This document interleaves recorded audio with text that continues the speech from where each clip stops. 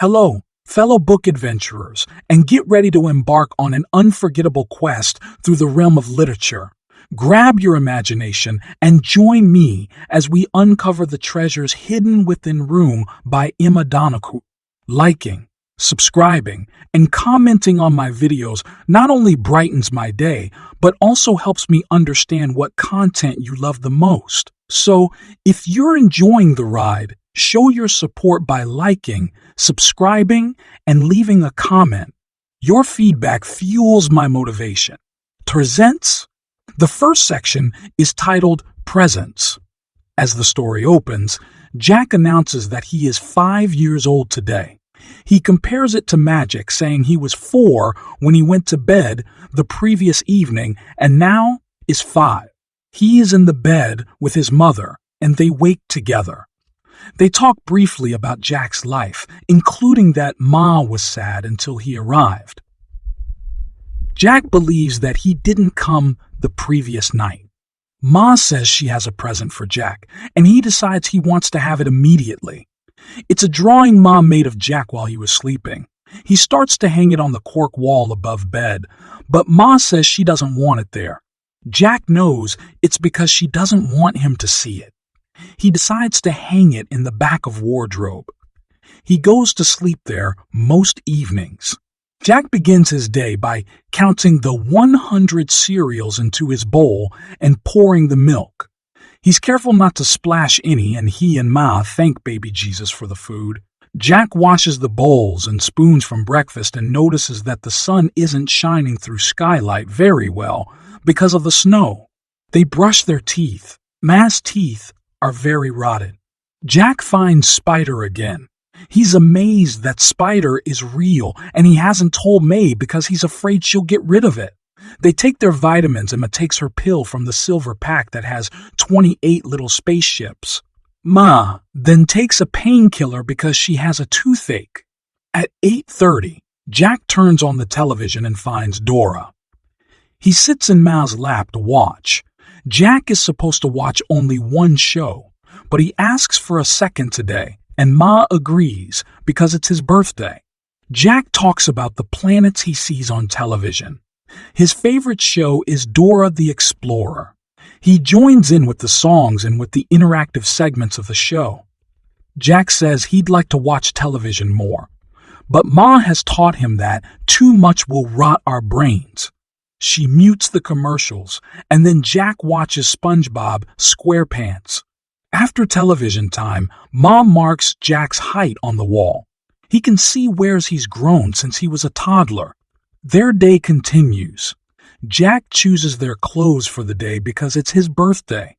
They have phys time, and Ma includes some math, such as multiplying 5 times 5 in their exercise. They continue to play throughout the morning. Jack jumps on the bed while Ma does the commentary as if it's a televised event. They have tuna and crackers for lunch, then play orchestra, where they bang on things to make different noises. They then read from their limited books, including Dylan, the Digger, and the Runaway Bunny. Jack talks more about things that are real and things that aren't. Cats, rocks, and mountains are only pretend.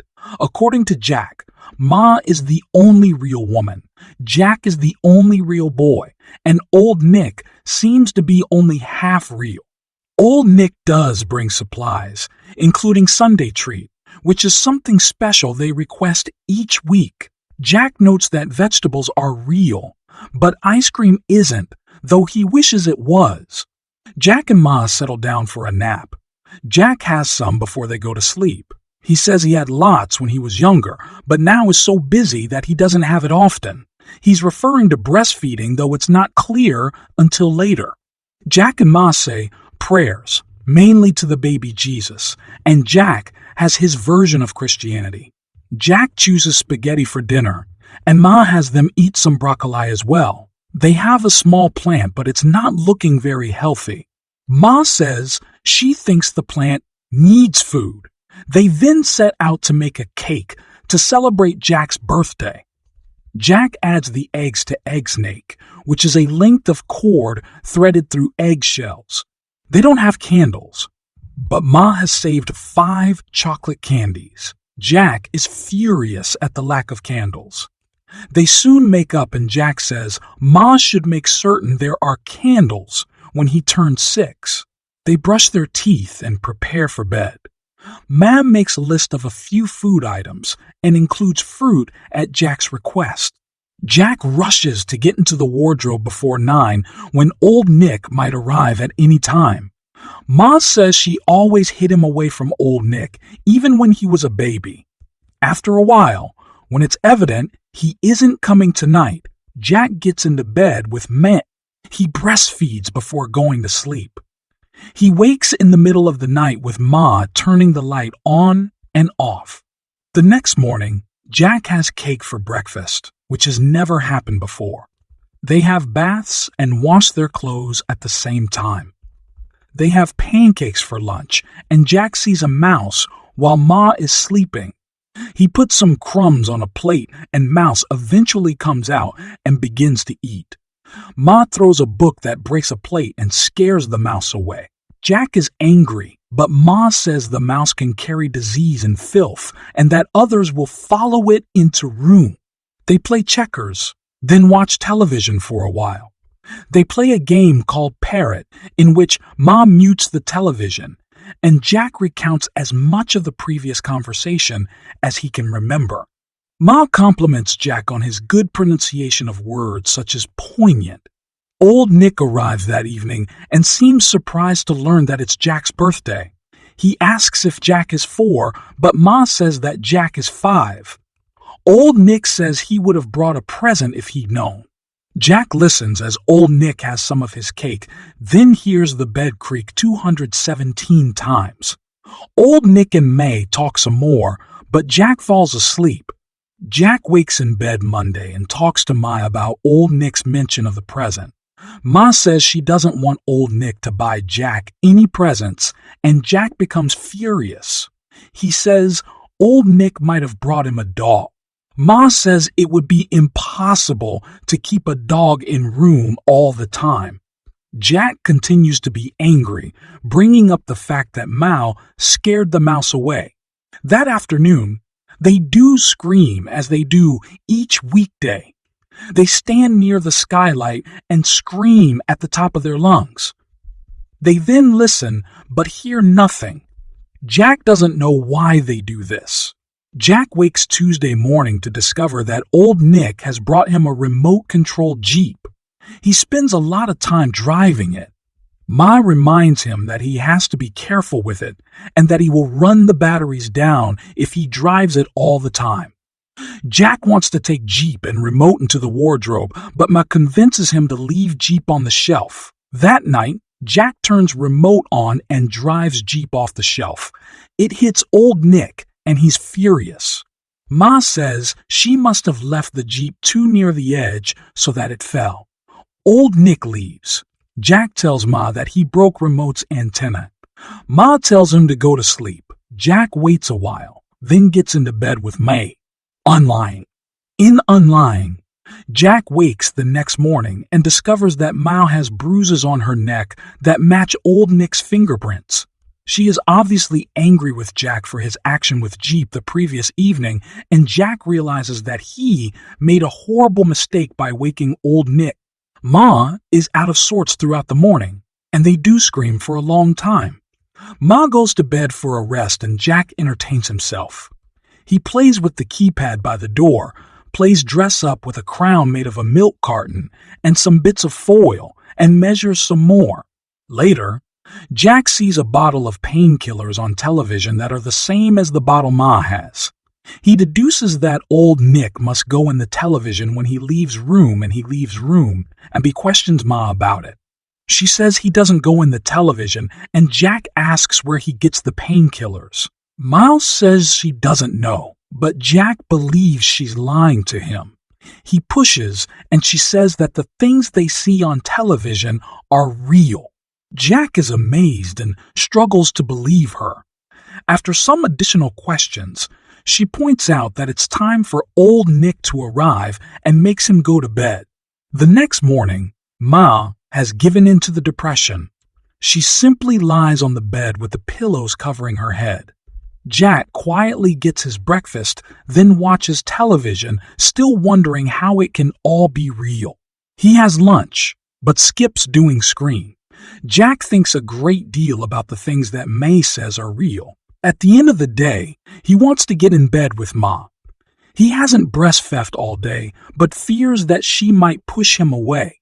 He is also afraid of what might happen if he's there when old Nick comes. Jack goes to the wardrobe, but doesn't sleep, and old Nick doesn't come. The next day is pretty much back to normal. Jack watches television for a while. He asks Ma if each thing is real, and she affirms, except for a monster show with werewolves.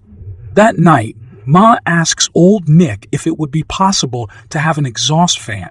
He says the neighbors would notice the smells and says it would be the equivalent of a neon sign pointing to his workshop. Ma apologizes. Old Nick says she has a good life, that other girls would thank their lucky stars for a setup like this. He says she's safe from outside dangers, such as perverts. The next day, Ma loses a tooth. She says she's glad because that's one that won't hurt anymore, but she has others in bad shape as well. Jack keeps the tooth. Jack wakes that night to the sounds of Ma and old Nick arguing. He is talking about the price of vitamins. Emma says they need them to avoid getting sick. She says they wouldn't need them if they had a better diet, and old Nick accuses Ma of whining. He then reveals that he lost his job months ago. Ma begins to ask questions, including how he's managing to survive. The argument grows heated, and Jack makes a sound. Old Nick knocks on the slats of the wardrobe and asks if Jack stays in there all the time. He says it doesn't seem natural. He says he has a lollipop for Jack if he'll come out, but Ma distracts him and they get into bed. Jack hides his head under the blanket and tries not to count the creaks, but he can't help it. Jack wakes while it's still dark, and all he can think about is the lollipop. Jack quietly slips out of the wardrobe and is standing by the bed when old Nick wakes. Ma wakes as well and begins screaming for old Nick to get away from Jack. Jack rushes back to the wardrobe and can hear Ma's muffled voice. Then her voice is clearer and she promises to be quiet. The next morning, Jack is asking questions about the previous night, including old Nick's statement that Ma should remember where Jack came from. Ma puts him off. May puts him off. Then she discovers that the electricity is turned off. Jack asks about the lollipop, but Ma says it's in the trash and that he can't have it. When she's napping, he digs it out and washes it. He's amazed at how sweet it tastes. The power remains off all day. Ma says old Nick is doing it as punishment because she was screaming. They are cold all day and do what they can to stay warm. They eat the frozen vegetables that are beginning to thaw. The power is still off the next morning. Jack says he hopes old Nick never comes again, but Ma points out that they are dependent on him for food and other supplies. That day, Ma tells Jack a new story that she's never told him before. She compares it to the opening scene in Alice in Wonderland. Like Alice, Ma is from someplace else. She says she had a mother, father, and a brother named Paul.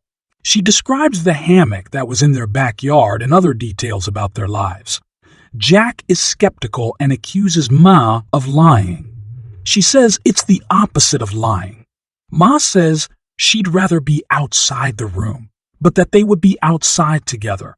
Ma points to a leaf on the skylight as proof that there's a tree outside, which is one piece of the entire world. The next morning, the electricity is still off and it's very cold. Jack asks if his grandma, grandpa, and Uncle Paul are still real, and Ma assures him that they are. Jack and Ma stack furniture so that Jack can look through the skylight. This time, he sees an airplane. At nap time, Jack breastfeeds and suggests that they go outside the next day. They talk about their situation and what they would do if they could leave. Ma points out the keypad on the door and says, Old Nick is the only one who knows the magic numbers that opens the door. She says, Room is a shed behind Old Nick's house. Ma begins to tell Jack about her abduction. She was 19 years old when she met Old Nick. He claimed he had a sick dog and asked her to help him. He then forced her into his truck and drugged her. Jack says he doesn't want to hear anymore, but Ma insists that Jack should know the truth. She says she tried to get out. She threw everything she could at Skylight, but it didn't break. She tore through the floor and dug a hole, but found that there was wire buried under the room. One day, she hit him with the lid from the toilet, which was the heaviest item she could find. Ma says she didn't hit him hard enough, and Old Nick managed to close the door before she could escape. Ma says that Old Nick then told her that he would never tell her the code to open the door. He also told her that he would leave her to starve if she ever tried anything like that again. They are in bed when Ma tells Jack all these things. At the end of the story, the power comes back on. Dying. Jack discovers that he's now mad that they can't open the door and go outside. They talk a lot about what's out there and what's real. Ma spends a lot of time thinking. After lunch, she tells Jack that they have to get out of room. They begin talking about ideas. Jack suggests poison, but Ma says they have to be realistic ideas. They discuss May attacking Old Nick just when he gets in the door and Jack running away, but Ma fears that Old Nick will catch him. Ma says they have to pretend that Jack is sick and convince Old Nick to take him to the hospital. Jack hates the idea of going outside without Ma, but she continues to insist this is the only option. She says he is to tell the first person he sees that he's been kidnapped. Jack agrees at first, but keeps trying to come up with alternative plans. He is obviously afraid of going through with this, but Ma continues to push him. They practice having Jack lie perfectly still as if he's sick. Ma decides she'll make a bag of hot water and keep it on Jack's face until just before Old Nick comes inside so that it will seem that Jack has a fever. Ma says they are going to go through with the plan. Jack wants to put it off, but Ma says they have to take action immediately. Ma wakes Jack that night and shows him the full moon. She says she told Old Nick that Jack was sick so that he'd come closer to believing them when they carry out their plan the next evening. Jack is angry that May began the plan, but Ma insists they have to do this. The next day, they don't flush the toilet so that the room begins to smell like Jack is ill. They practice having Jack lie on the bed as if he's very sick. They talk about Jack's fear. Ma says he feels scared, but he's really brave. Jack says that means he's scrave. Jack worries that he won't be able to find the words to talk to someone outside, and Ma writes a note for him to give instead. He puts it in his underwear. He cries some, and Ma says that makes him look sicker. She rubs dish soap in his hair to make it look greasy. She suddenly realizes that he doesn't smell bad, and she forces herself to throw up on the bed, rubbing it on Jack, even on his mouth. Jack remains still when Old Nick arrives. Ma sounds hysterical and old. Nick believes that Jack is sick, but he doesn't take Jack to the hospital. After Old Nick leaves, Ma admits that she didn't expect him to take Jack to the hospital. He refuses to hear it until the next day. Ma says the next part of the plan will be for Jack to pretend to be dead. He hates the idea, but they finally agree that Ma will roll him up in the rug. The plan is that Old Nick will put the rug and Jack in the back of the truck to get rid of the body. Jack will wriggle out of the rug and jump out of the truck when it slows at the first stop sign. Jack is then supposed to find someone, shout that he's been kidnapped, and give them the note. She says that person will then call the police and they'll find Ma. Jack notes that she sounds a little uncertain. They wait by the rug until it's about time for Old Nick to show up. When it's nearly time, Ma wraps Jack inside, making certain that he can move around enough to get out when the time comes. To Jack, it feels like they remain that way for a long time. When the door alarm beeps, Jack flinches. Ma puts her hands on him to remind him to stay still. Old Nick comes inside and Ma yells as if she's hysterical. She screams that Jack didn't wake up and that it's Old Nick's fault for not returning. Old Nick says he has to take Jack away now. Ma says that he can't bury Jack in the backyard and that she'll know if he does. He agrees. She yells for Old Nick to keep his filthy eyes and hands off Jack, and he agrees to that as well. Then Jack feels himself being lifted and he realizes that Old Nick is carrying him. He doesn't move. Old Nick pauses in the yard, then continues to the truck. He drops Jack onto the bed of the truck and Jack feels the truck begin to move. He feels the truck stop and realizes they are at the first stop sign and that he hasn't even begun to get out of the rug. He is still not out at the next stop sign. At the next, he's out, but he falls before he can get out of the truck. Old Nick stops the truck. Jack jumps out and begins to run. Jack rushes up to a man and a little girl walking a dog. The dog bites Jack, and the man rushes to call the dog away. Jack pulls out the note, but Old Nick grabs it away. The man realizes something isn't right, and he calls the police. Old Nick grabs Jack and runs toward the truck. The man says he has Old Nick's plates. Jack doesn't know what that means, but Old Nick suddenly drops Jack and rushes to the truck without him. The man's name is Ajay, and he remains with Jack until the police arrive. One of the first officers on the scene is named Officer O. Ajit and Officer O. Ajit and Officer O ask Jack questions.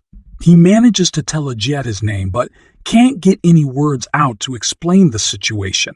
Officer O begins to talk to Jack, and he finds that he can answer her questions if he really tries. Jack fears that Old Nick may be at the room again by now that motivates him to try harder. Soon, Officer O is certain that Jack and his mother were held hostage somewhere nearby. Officer O asks Jack if he can tell her the story of how he got here. He closes his eyes and relates the stops the truck made before he got away. Officer O believes she knows the neighborhood Jack came from based on his details of driving. They get into a car, and she hopes that Jack will be able to recognize the house where he was held captive. He says the room has a skylight and remembers Mal saying that room is in Old Nick's backyard. Officer O looks at satellite images of the neighborhood. With a combination of Jack's information, the satellite images, and the description of Old Nick's truck, they find room. Jack remains in the police car with another officer, and soon Ma arrives. Jack is exhausted. He says he wants to go to bed. Ma says they'll find somewhere to sleep in a while. Jack says he wants to go back in room, but Ma says they are never going back there. After, Jack and Ma arrive at the police station. News reporters have already heard about Mal's rescue and are waiting to take photos as Ma and Jack are escorted into the police station. The first man who interviews them tells Ma that she and Jack will be taken to Cumberland Clinic as soon as they finish going over Ma's statement. The clinic is a psychiatric facility, but the man says it's a private place where May and Jack will get the initial medical care they need. Jack is pleading to breastfeed. Emma gives in. The man and a woman stare, but Ma tells them that she's only breastfeeding her son, and they stop. Jack has to go to the bathroom and is upset that he pooed a little in his underwear. He's amazed when Ma throws them away, saying he can get new ones now.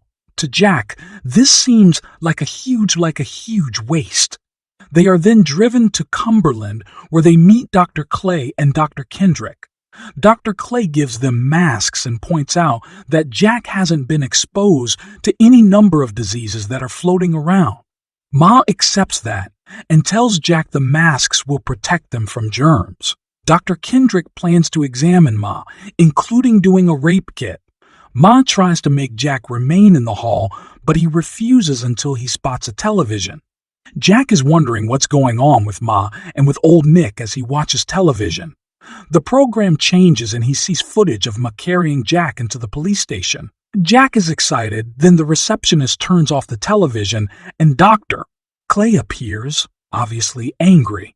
Jack rejoins Ma and is surprised to see that she's dressed in a paper gown.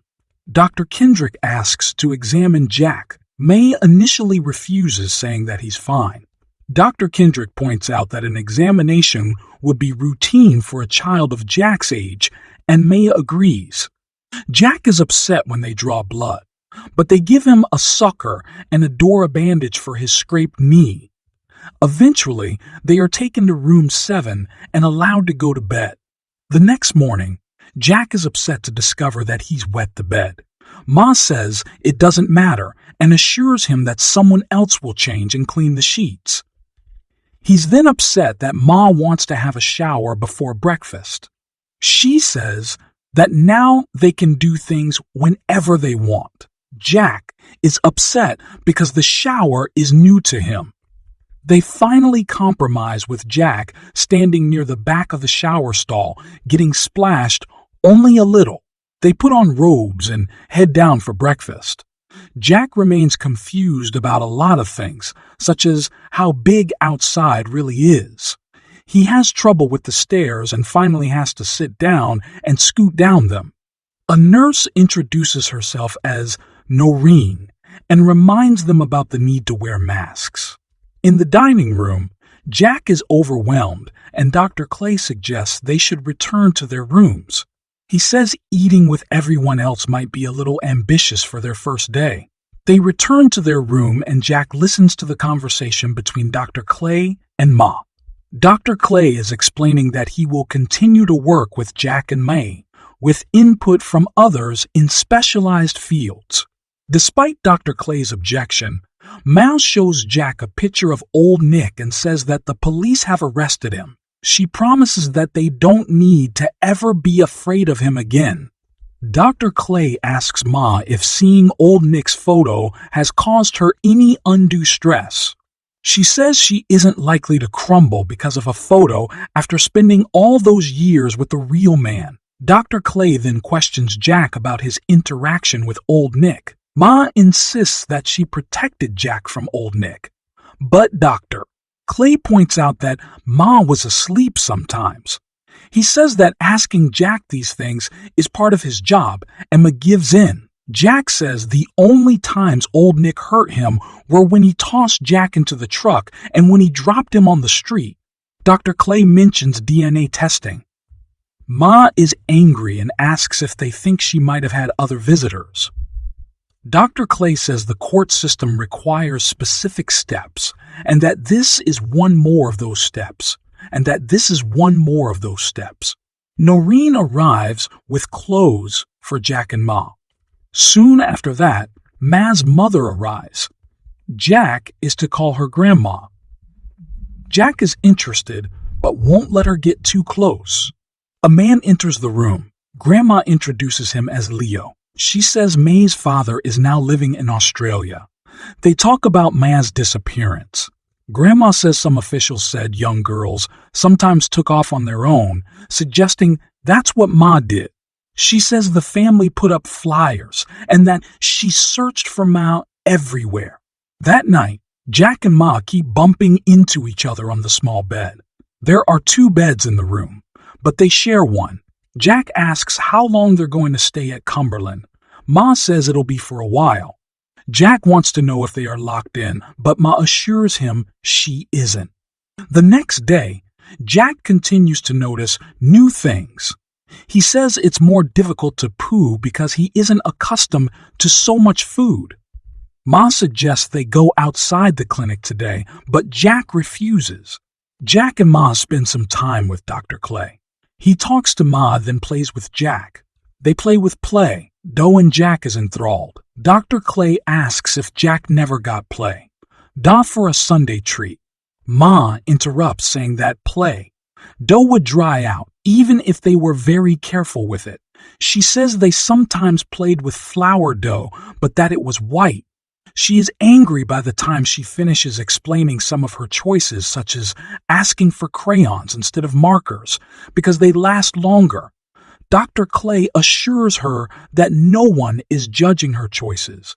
When they return to their room, Jack breastfeeds for a long time. After the nap, Jack is very tired and his nose is running.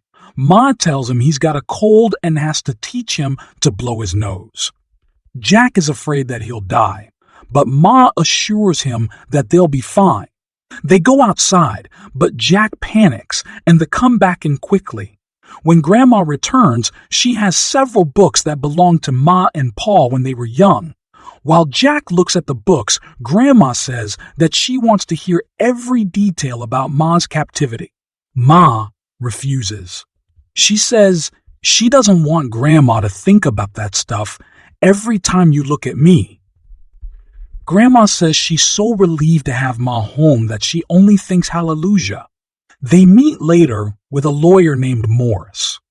He is going to handle business affairs and other details for Mal. He says there are tons of donations pouring in. Cumberland has waived their fees, but Morris says there will be many other expenses in the near future. He shows Ma a sack full of toys. Jack is overwhelmed. Ma tells him to choose 5, but he settles on 6 instead. He worries that she'll be angry and hides the extra toxty. Ma and Morris make plans to deal with some of the things, such as giving toys to children in local hospitals. Ma and Morris continue talking. Ma asks if old Nick could be charged with murder for the first baby. Morris says it wouldn't be murder if the baby wasn't born alive. Jack asks Ma about it later, and she explains that it was the first baby she gave birth to. The little girl. Jack wants to know if he's to blame, and he says he wasn't born until a year later. Jack says he doesn't want to hear the rest of the story, but Ma continues. She says that old Nick watched her give birth, but had no idea what to do, and the baby was born dead. Ma and Dr. Clay talk the following day while Jack plays. He hears Dr. Clay say that Ma did goodbye getting Jack out at a young age, and that he will probably forget. Next, Ma insists they go outside. She says otherwise, it's as if they never escaped at all. They remain outside for a while, and Jack is amazed to see ants. When a helicopter hovers overhead, Emma rushes Jack inside as reporters are trying to snap photos. After their nap, Paul arrives with his wife, DNA. They talk about their daughter, Bronwyn. Grandma visits again, and this time Leo joins them.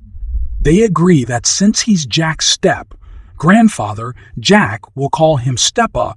Grandma is obviously upset when she learns that Ma is still breastfeeding Jack. Ma says Grandma knows nothing about it, and Grandma says she's in the dark because Ma won't talk to her about it. Jack finds a newspaper article about himself, but Ma takes it away. Later, they have time on the computer. May teaches Jack to play a game, and she writes some emails. On Thursday, Ma and Jack ride in the van to a dental office where Jack gets a brief checkup before the dentist does major work on Ma's teeth. They are eating dinner when Ma's father arrives. She rushes out to see him, but Jack finishes eating first. When Jack joins them, Grandpa becomes upset, which makes Ma furious. He starts to leave, but she insists he remain. He says he can't stop imagining what that beast did to her. She says she's alive and that she has Jack, which is 2 miracles. Ma is about to give a television interview. The plan is that Jack is to remain in their room and nap, and Ma will be in another room giving the interview. But when the time comes, he refuses to let her go. Jack sits in a corner of the room, and the lawyer says that no one is to take a photo of him. Jack listens while Ma talks about her captivity. The woman doing the interview asks about the stillbirth. The lawyer interrupts, saying that isn't to be discussed according to their contract. Ma says she had an abortion when she was 18 and that she never regretted that decision. She says Jack saved her because she suddenly had a reason to live, which made her act politely to her captor. The woman tries to make Ma say that Jack reminds her of being raped and brutalized, but Mom refuses.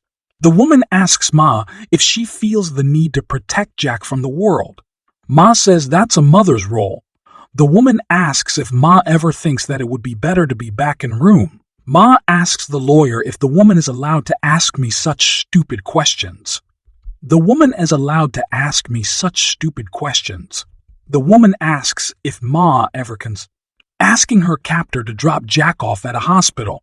Ma says she would never willingly be apart from Jack. Jack interrupts the taping by rushing to Ma when she begins to cry. The lawyer yells out that Jack is not to be photographed. Jack wakes the next day to find that Ma is gone. Jack and Ma were supposed to go with Paul and his family to see a dinosaur exhibit today. Dr. Clay suggests Jack can go without Ma, and Jack agrees. Paul and DNA pick him up, but they need to stop by the mall to get a gift for a birthday party Bronwyn is attending later. Paul decides it will be easier if everyone goes inside. Jack spots a Dora backpack and refuses to be parted from it. Paul pays for it, and they continue on until Jack finds a Dylan, the Digger book. He takes it without paying for it. Paul has to return to the store and pay. The entire scene at the mall is such a disaster that they return to Cumberland without going to the dinosaur exhibit at all. Jack arrives at their room at Cumberland to find that Ma has thrown up on the pillow. He realizes this is something more than her usual gone, and he calls for Noreen. Noreen immediately picks up the phone and shouts that there is a code blue. Jack sees May's pill bottles are mostly empty. He doesn't understand because she's never to take more than 2 at a time. He shouts that this is a bad idea as more people rush into the room. Living, Jack is staying in the house with the hammock. It's where Grandma and Stepa live. Jack says that Dr. Clay wanted Jack to remain at Cumberland, but Grandma argued that he has family, and Jack moved to Grandma's house. Jack questions Grandma relentlessly, asking about Ma's condition and why she took too many of the pills. Jack has Ma's bad tooth in his cheek, and he sucks on it for comfort as he struggles to believe Ma is alive. Grandma offers to let Jack sleep in the spare room downstairs, but Jack refuses, and Grandma agrees to let him sleep on an inflatable mattress beside Grandma's bed. Jack doesn't want to go to bed alone, and Grandma finally lets him get in bed with her. Jack desperately wants to breastfeed, so he sucks on Me's tooth instead. Grandpa stops by to say goodbye as he's returning to Australia. Jack reluctantly has breakfast with him in Grandma's kitchen. The next day, Grandma refuses to let Jack spend another day in front of the television. She takes him to the park, though he doesn't want to go without Ma. He doesn't know how to interact with the other children once they arrive, which Grandma hadn't anticipated. Back at home, she realizes that Jack has a sunburn, though they were outside for only a very short time. Ma continues to improve. Grandma and Stepa begin to help Jack learn to play with things such as Legos. One day, Grandma takes Jack into the backyard, careful to cover him with sunscreen first. Jack asks about the hammock, and Grandma goes to get it from the basement. Jack finds a bee and gets stung while she's gone. He decides that bees are better when seen from a distance. When Grandma gets the hammock up, Jack enjoys swinging in it. Ma calls on the telephone and assures Jack that she's all right and that she's going to be with him again soon. Dr. Clay stops by to visit, and Jack overhears Grandma telling him that a sunburn and a bee sting are not a big deal. She says she raised 2 children. One morning, Grandma takes Jack to the playground before any other kids arrive so that he can play all by himself. He's a little reluctant, but Grandma helps him explore. When Grandma's book club meets, Jack listens to them talking about him, and man, Grandma is furious when she learns that pictures were taken of Jack during Mao's television interview and that they are now all over the internet. Jack hears them talking about their reactions to Ma's disappearance. One evening, Grandma insists that Jack have a bath. He's been washing with a cloth but fears getting in the tub alone. Grandma puts on her bathing suit and gets in with him. When they get out, Jack discovers that some of his skin is peeling. Steppa pulls a large strip from Jack's back, which delights Jack. The next morning, Jack finds some scissors and cuts off his ponytail. Grandma cuts some more to make his hair presentable, and she weaves some into a bracelet since it's Jack's first haircut. Grandma takes Jack to town after that, saying that no one will recognize him now that he's had a haircut. They buy new shoes that Jack loves because they are so light. They visit the library as well. Jack has made a list of things he wants from the room, and some of them arrive, including rug. Grandma and Steppa take Jack to visit the ocean. Jack gets another call from Ma, and she says the doctors are still working to get her medications right. Jack hears a television show in which two men and a woman are talking about the fact that they are all like Jack on some level. Grandma turns it off. Grandma takes Jack to a department store where she plans to buy him a soccer ball. Jack is enthralled with the down escalator, but when he gets on it, he discovers that he can't get back off. Some young women recognize him and begin talking to him. When Grandma finds him, she's angry. She tells Jack that there are bad people in the world and that he's never to go off on his own. She berates the young women for not helping Jack find his way back to his family. Jack doesn't really understand. He thought Old Nick was the only wicked person in the world. She doesn't pay for the soccer ball and sets the alarm off at the door. She throws the ball down and makes Jack leave the store. Back at home, Jack throws a fit. He screams at Grandma and shouts that he's going back to Cumberland. Grandma is obviously frustrated with the situation. Steppa picks Jack up and carries him to the blow-up mattress where he sleeps. He waits for Jack to calm down, then suggests they have some pie and watch television. Jack agrees. Jack is surprised when Ma arrives. She admires his haircut, and he gives her the bracelet Grandma made from his hair. Grandma asks if Ma would like to sleep on the couch, but Ma says they'll be leaving after supper. They eat the meal. Then Grandma drives Ma and Jack to Independent Living Residential Facility.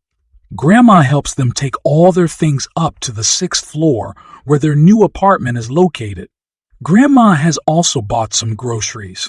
After Grandma leaves, Jack asks to breastfeed. Ma says they have dried up. Jack lifts May's shirt and kisses each good. Bye. The next morning, they begin unpacking. Ma suggests that they have separate rooms so that she can have some space of her own. Jack doesn't understand. Jack begins trying to make one of the bedrooms look more like room. He asks if they can put up cork, like what was on the walls at room. Ma refuses. Jack wants to put down rug, but Ma refuses. They argue, with Ma saying that Jack needs to think about her feelings sometimes. Ma wants to burn rug, but gives in, saying that Jack can keep it only if he keeps it rolled up in his wardrobe, out of sight. Dr. Clay and Noreen visit. They ask if Ma has given any thought to new identities to avoid so much media attention. Ma says they won't be doing that. The days pass. Jack and Ma go outside, and Jack buys Ma a hair clip with some coins Steppa gave him. Grandma buys him watercolor paints.